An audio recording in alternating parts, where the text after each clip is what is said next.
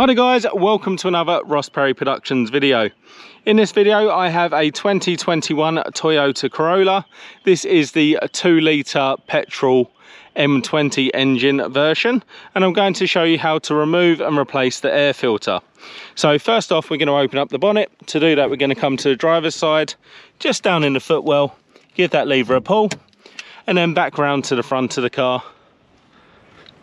Just above the Toyota badge, there's a lever that we're going to push to the left, and then we're going to lift up the bonnet and put this bonnet stay in that hole there.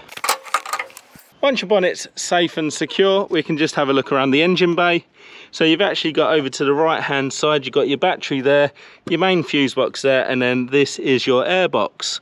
To open up your air box, we're going to undo this clip here and this clip here, and we can actually pull the airbox away and around, and that exposes our air filter. I'm just going to support the camera and take out the air filter.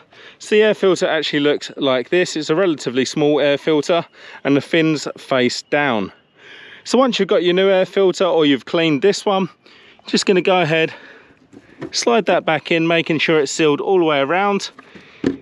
Get the top of the airbox, and we're going to put these 2 hooks in first, and then rotate it round onto the clips.